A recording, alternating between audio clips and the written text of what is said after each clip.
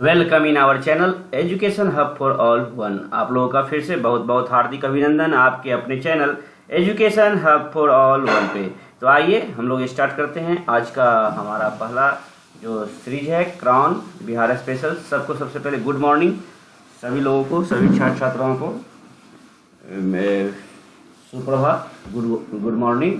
अब आगे हम लोग स्टार्ट करते हैं। आज का हमारा सीरीज पार्ट नंबर 24, यह है आपका पार्ट 24। आज हम लोग ज्योग्राफी में इंटर कर रहे हैं। आप एक साथ जाके सभी को प्लेलिस्ट में जाके देख सकते हैं और चैनल पे भी जाके आप देख सकते हैं। तो ये है आज पार्ट 24। ओके, तो इसमें हम लोग क्या देख रहे हैं? बिहार भूगोल, भूगर्भिक संरचना एवं धरातलीय स्वरूप। तो हम लोग आज बिहार के भूगोल में इंटर कर गए हैं। आज हम लोग भूगर्भिक संरचना एवं धरातलीय स्वरूप को देखने वाले हैं। तो वीडियो में शुरू से लास्ट तक बने रहें,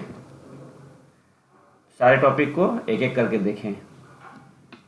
और जो भी छात्र छात्राएं नए हैं वो सबसे पहले सब्सक्राइब कर ले। सब्सक्राइब कर बेल आइकन में प्रेस कर ऑल पे क्लिक करना ना भूलें, ताकि सभी नोटिफिकेशन आपको मिल सके। और ज़्यादा से ज़्यादा शेयर करें, लाइक करें, कमेंट करें। आप लोग लाइक करने में कंजूसी कर रहे हैं, तो मेरी एक आग्रह है आप लोगों से, लाइक जरूर करें वीडियो पे, ताकि वीडियो बनाने में प्रोत्साहन मिले और मैं आपके लिए जल्द से जल्द वीडियो बनाता रहूँ। चलिए स्टार्ट करते हैं, प्रारंभ करते हैं आज का हमारा सीरीज बिहार स्पेशल में, बिहार क्राउन स्पेशल 2021 में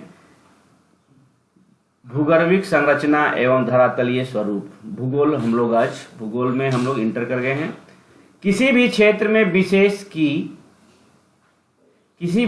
विशेष की अपनी एक भूगर्भिक संरचना होती है। किसी भी क्षेत्र की अपना एक विशेषता होता है, उसका अपना एक संरचना होता है, जिससे उस क्षेत्र विशेष में निवास करने वाले जीवधारियों का जीवन प्रभावित होता है। सामान्यतः भू आकृतियों का विकास अंतर्जात शक्तियों जैसे कि ज्वालामुखी, भूकंप तथा अन्य हलचले शक्तियों के प्रभाव से होता है, परंतु अंतर्जात शक्तियां द्वारा निर्मित भू आकृतियों पर नदी, पवन, भूमिगत जल आदि का भी प्रभाव पड़ता है और नई भू आकृतियों का विकास होता है। भू आकृतियों के विकास में पदार्थ का स्थानांतरण लंबवत एवं पार्श्व दोनों दिशाओं में होता है। याद रखेंगे, लंबवत भी होता है, पार्श्व भी होता है।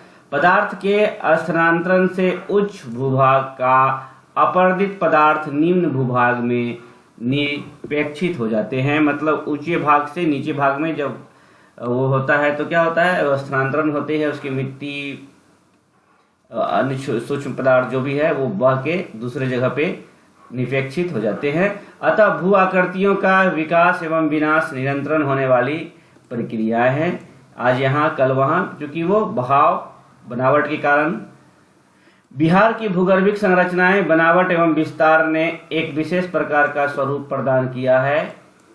भौम्याकृतिक स्वरूप के अंतर्गत पश्चिम चंपारण जिले के उत्तरी सीमा के शिवालिक वलित पर्वत श्रेणियां तथा घाटियां हैं, तो उत्तर मध्य बिहार में विशाल मैदान है, जबकि सीमांत दक्षिणी क्षेत्र पठारी क्षेत्र है। छोटा नागपुर, जिसको गोंडवाना लैंड कहा जाता है, का उत्तरी विस्तार भाग है। इस भौम्याकृतिक स्वरूप की वजह से बिहार की जलवायु, तापमान, मानसून की गति, वर्षा, नदियों की बनावट आदि निर्धारित हुए हैं, जिससे बिहार वासियों का जीवन प्रभावित होता है। अब आइए हम लोग बात करें बिहार की अवस्थिति एवं सीमाएं क्या है। इसे हम लोग अच्छे से देखेंगे, शुरू से लास्ट तक देखेंगे, शुरू से अंत तक देखेंगे। अवस्थिति: भारत के उत्तर पूर्व भाग में निम्न और मध्य गंगा बेसिन में बिहार अवस्थित है। कहाँ अवस्थित है? तो भारत के उत्तर पूर्वी भाग में, याद रखिएगा, भारत के उत्तर पूर्वी भाग में निम्न और मध्य गंगा बेसिनों में बिहार अवस्थित है। बिहार का आकार आपसे पूछा जाए तो बिहार का आकार लगभग आयताकार है और इसकी अक्षांशीय विस्तार जो है 24 degree 20 minute 10 second 24 degree 20 minute 10 second से 27 डिग्री 38 मिनट 15 सेकेंड उत्तरी, और इसकी अगर देशांतरीय बात की जाए तो 83 डिग्री 19 मिनट 50 सेकेंड से 88 डिग्री 17 मिनट 40 सेकेंड पूर्वी देशांतर तक फैली हुई है। कुछ भौगोलिक क्षेत्रफल है इसकी कुल भौगोलिक क्षेत्रफल है 94,163 वर्ग किलोमीटर, और इसे है लाख हेक्टेयर में बात करें तो 93.4 लाख हेक्टेयर, जिसमें ग्रामीण क्षेत्रफल है 92,358.40 वर्ग किलोमीटर और शहरी क्षेत्र है 1804.60 वर्ग किलोमीटर। याद रखेंगे भारत के कुल क्षेत्रफल का 2.86% है। भारत के कुल क्षेत्रफल का कितना हिस्सा है? 2.86%। क्षेत्रफल की दृष्टि से भारत में स्थान है 13वां। तेलंगाना राज्य के गठन के पश्चात क्षेत्रफल की दृष्टि से भारतीय राज्यों में बिहार का स्थान 12वां से खिसककर 13वां हो गया है। लंबाई जो है उत्तर से दक्षिण में 345 किलोमीटर है और पूरब से पश्चिम है इसका 483 किलोमीटर है। तो ये भी याद रखेंगे कि लंबाई जो है उत्तर से दक्षिण जो है 345 किलोमीटर और पूरब से पश्चिम जो है 483 किलोमीटर है। समुद्र तल से औसत ऊंचाई है इसकी 173 फीट। मीटर में बात करेंगे तो 53 मीटर है। कितना है? 53 मीटर। ओके। समुद्र तल से दूरी बात करेंगे तो लगभग 200 किलोमीटर है। ओके। नेक्स्ट अब बात करते हैं हम लोग सीमाएं। तो उत्तर में क्या है? उत्तर में नेपाल जो कि इंटरनेशनल बाउंड्री, अंतरराष्ट्रीय सीमा, उत्तर में नेपाल। दक्षिण में है आपका, दक्षिण में झारखंड है और पूरब में है पश्चिम बंगाल, पूरब में है पश्चिम बंगाल और पश्चिम में है उत्तर प्रदेश।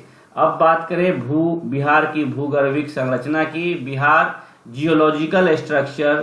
तो आइए, बिहार का भूखंड अपने भूवैज्ञानिक संगठन में चतुर्थ कल्प से होकर कैम्ब्रियन पूर्व कल्प के शैल समूहों का योगदान है। ठीक है। पृथ्वी के 460 करोड़ वर्ष पुराने इतिहास को कालक्रम के आधार पर बिहार की भूगर्भिक संरचना को 4 वर्गों में विभाजित किया जाता है।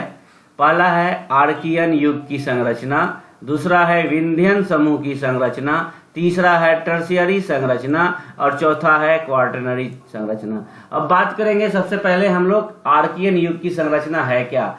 एक्चुअली में भूवैज्ञानिक के अनुसार आरंभिक काल से शुरुआती काल से लेकर बाद के क्रम तक अपने भौगोलिक हलचलें इस धरातल पर होती रही है। पृथ्वी की तरल अवस्था से ठोस होने के क्रम में जिस चट्टान का निर्माण हुआ उसे आर्कियन युग की चट्टान कहते हैं। मतलब पृथ्वी की तरल अवस्था से ठोस होने के क्रम में, पृथ्वी के तरल अवस्था से ठोस होने के क्रम में जिस चट्टान का निर्माण हुआ उसे हम कहते हैं आर्कियन युग की चट्टान।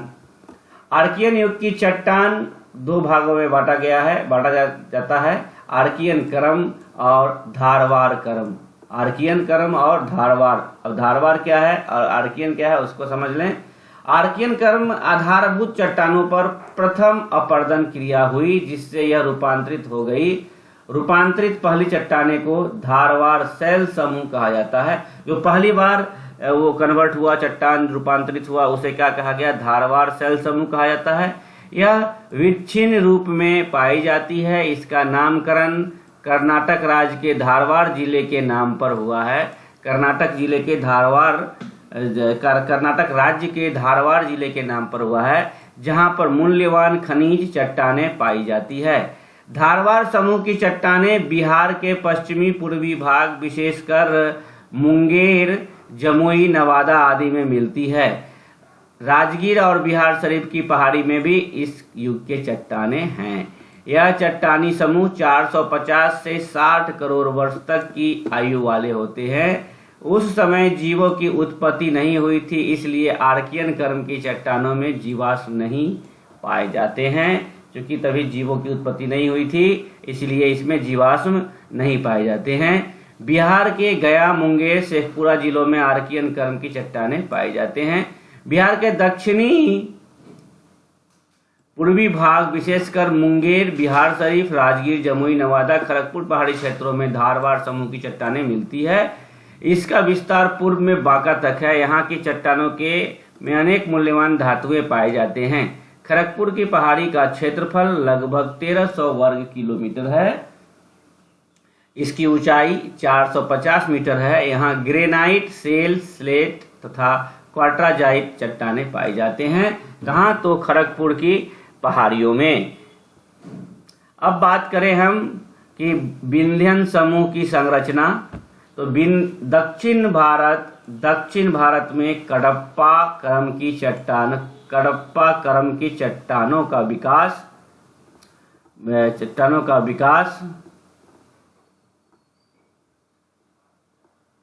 हुआ।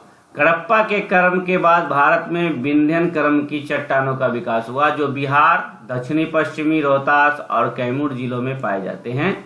मध्य प्रदेश तथा उत्तर प्रदेश में विंध्यन क्रम के जो चट्टानें मिलती है, उन्हीं का पूर्वी विस्तार बिहार के पश्चिमी क्षेत्र में है। इन्हें कैमूर का पठार कहा जाता है।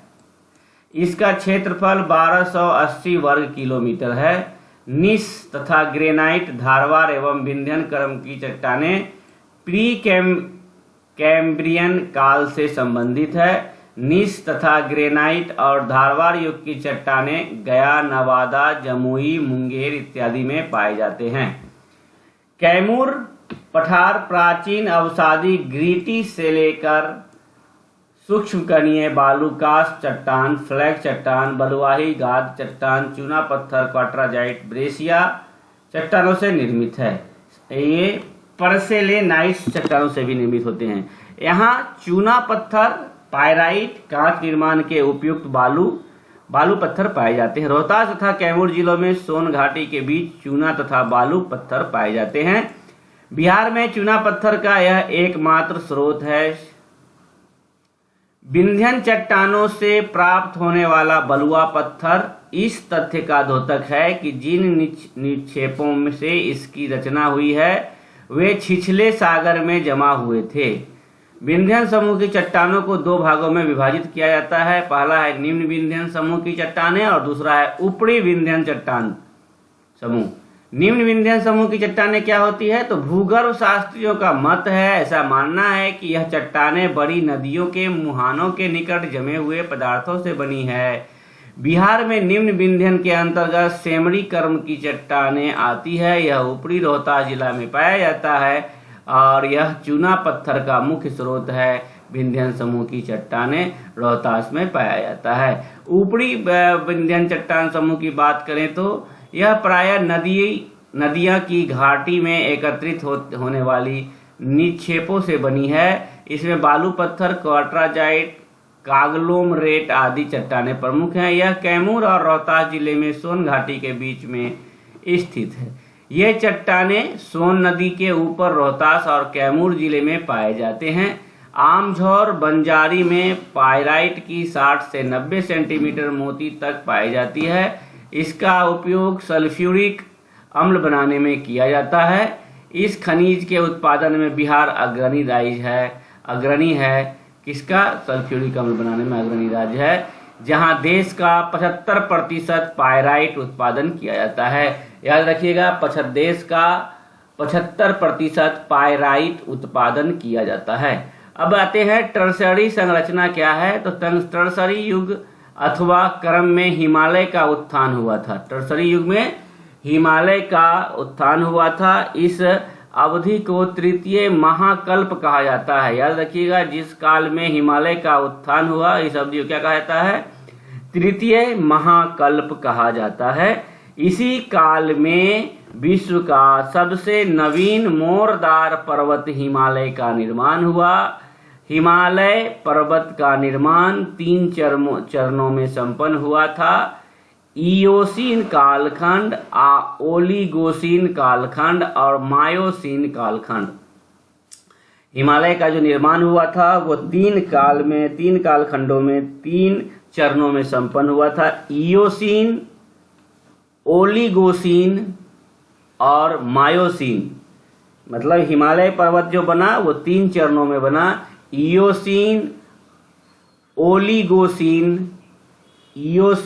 ओलिगोसीन और मायोसीन कालखंड में बना।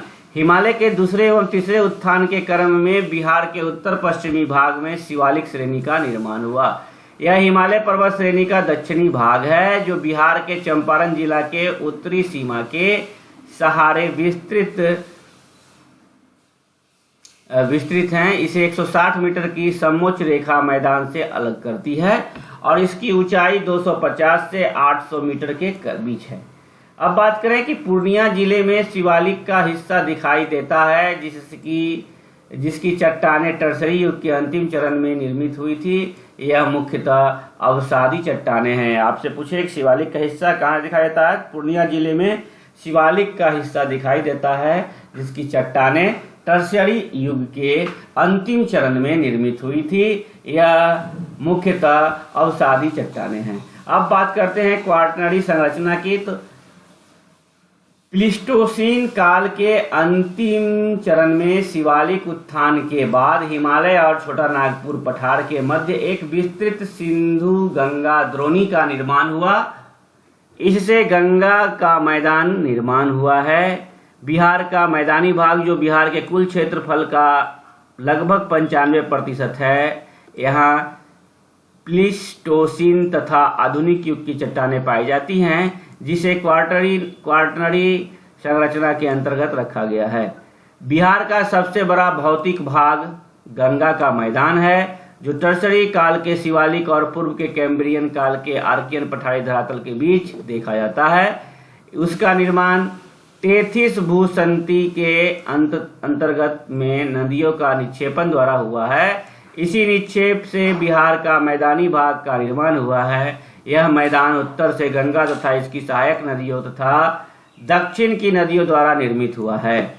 बिहार के गंगा के मैदान में जलोढ़ मिट्टी दिखाई देती है। याद रखिएगा, जलोढ़ मिट्टी दिखाई देती है। वह प्लीस्टोसीन काल से ही निक्षेपित होती है, चली आ रही है। इस भाग में प्रतिवर्ष बाढ़ आती है। क्या आती है? प्रतिवर्ष बाढ़ आती है और नवीन जलोढ़ मिट्टी का निक्षेपण होता है। संपूर्ण बिहार के मैदानी भाग में जलोढ़ की गहराई एक समान नहीं है। गंगा के दक्षिण स्थित मैदानों में जलोढ़ की गहराई पहाड़ियों के निकट अपेक्षाकृत कम है। इसके पश्चिम की ओर बढ़ने पर जलोढ़ की गहराई बढ़ती जाती है। इस दक्षिणी मैदान में सबसे गहरे जलोढ़ बेसिन की स्थिति बक्सर तथा मोकामा के मध्य उपलब्ध है। 25 डिग्री उत्तरी अक्षांश से उत्तर की तरफ जलोढ़ की उच्चतम गहराई देखी जाती है। इन क्षेत्रों में आप ऐसा देखेंगे क्या है कि आधार चट्टान के ऊपर जलोढ़ लगभग 100 मीटर से लेकर 700 मीटर तक गहरे हैं, जबकि 25 डिग्री उत्तरी अक्षांश के दक्षिणी तथा 86 डिग्री देशांतर के पश्चिम में स्थित गंगा के मैदान में जलोढ़ की गहराई अपेक्षाकृत कम है। प्लीस्टोसीन काल में राजमहल तथा शिलांग पठार का मध्यवर्ती भाग धंस जाने पे गंगा नदी बंगाल की खाड़ी की ओर प्रभावित होने लगी। ठीक है, राजमहल वगैरह तथा शिलांग पठार का प्रवर्ती भाग धंस जाने पर गंगा नदी बंगाल की खाड़ी की ओर प्रभावित होने लगी। भूगर्भिक संरचना का इतिहास से पता चलता है कि बिहार में प्राचीनतम चट्टानों से लेकर नवीनतम चट्टानों तक पाई जाती है। बिहार का जलोढ़ मैदान संरचनात्मक दृष्टि से नवीनतम संरचना है, जबकि उच्च बिहार मूल रूप से विंध्यन चट्टान समूहों से निर्मित है, जो एक प्राचीन संरचनात्मक इकाई है। इसके एक ओर हिमालय की शिवालिक श्रेणी स्थित है तो दूसरी ओर प्रायद्वीपीय पठार के भूभाग हैं। इन दोनों के बीच गंगा का मध्यवर्ती मैदान स्थित है। इन तीनों धरातलीय स्वरूप को स्वरूप में भिन्नताएं हैं। राज्य का संकीर्ण पठारी भाग प्रायद्वीपीय पठार का उत्तर पूर्व निकला हुआ भूभाग है, जिसका संरचनात्मक संबंध प्राचीनतम भूखंड गोंडवाना लैंड से है। इस प्रकार भूगर्भिक संरचना की दृष्टि से बिहार का दक्षिणी भाग सबसे पुराना है। बिहार का दक्षिणी भाग, याद रखिएगा, बिहार का दक्षिणी भाग सबसे पुराना है। अब बात करते हैं बिहार की भूगर्भिक संरचना की। तो संरचनात्मक समूह एक तरफ है और प्रमुख क्षेत्र है। धारवाड़ चट्टाने कहाँ? तो मुंगेर, नवादा, जमुई, शेखपुरा, राजगीर, गया, बिहार शरीफ और खड़गपुर की पहाड़ी। विंध्य चट्टाने की बात करें तो रोहतास, कैमूर, डेहरी, ऑनसोन, औरंगाबाद। टर्सरी चट्टाने की बात करें पश्चिमी चंपारण, सोमेश्वर पहाड़ी और क्वार्टरी चट्टाने की बात करें बिहार का मैदानी क्षेत्र में क्वार्टरनरी चट्टाने पाई जाती है। तो ये आज का हमारा लोग का इम्पोर्टेंट टॉपिक समाप्त होता है। अगले सेशन में हम लोग भौतिक प्रकृति प्राकृतिक बनावट को देखेंगे, जिसमें हिमालय का पर्वतपदीय क्षेत्र कितना है और विशाल मैदान का क्या क्षेत्र है, सीमांत पठारी क्षेत्रफल कितना है, ये सब हम लोग देखेंगे। भौतिक बनावट के साथ साथ प्राकृतिक बनावट एवं संरचना को हम लोग देखेंगे। फिजियोग्राफिक डिवीजन जो भी है उसे हम लोग देखेंगे। शिवालक श्रेणी की तराई क्षेत्र क्या है नहीं है उसे हम लोग देखेंगे। चलिए अभी के लिए बाय बाय, टेक केयर, अच्छे से पढ़े, क्योंकि अब टाइम नहीं है। एग्जामिनेशन 12 दिसंबर को संभवतः होने की संभावना है, तो इसलिए अपने कार्य में लगे रहें और वीडियो को शुरू से अंत तक देखें। एक बार फिर से सभी छात्र छात्राओं से मैं कहूँगा, जो भी नए हैं सबसे पहले सब्सक्राइब कर ले चैनल को, बेल आइकन को प्रेस कर ऑल पे क्लिक करना ना भूले, ताकि कोई भी नोटिफिकेशन आपको ससमय मिल सके। और ज़्यादा से ज़्यादा लाइक करें, कमेंट करें और वीडियो को ज़्यादा से ज़्यादा शेयर करें, ताकि मेरे साथ साथ आप भी एक कोशिश करें कि आपके सहपाठियों को मदद मिल सके। ज़्यादा से ज़्यादा शेयर करें अपने फ्रेंड सर्किल में, जिनके पास पठन की सामग्री प्रॉपर रूप से नहीं उपलब्ध हो पाती है, उनके लिए एक छोटी सी कोशिश करते हैं हम लोग। चलिए बाय बाय, टेक केयर, धन्यवाद, मिलते हैं अगले सेशन में।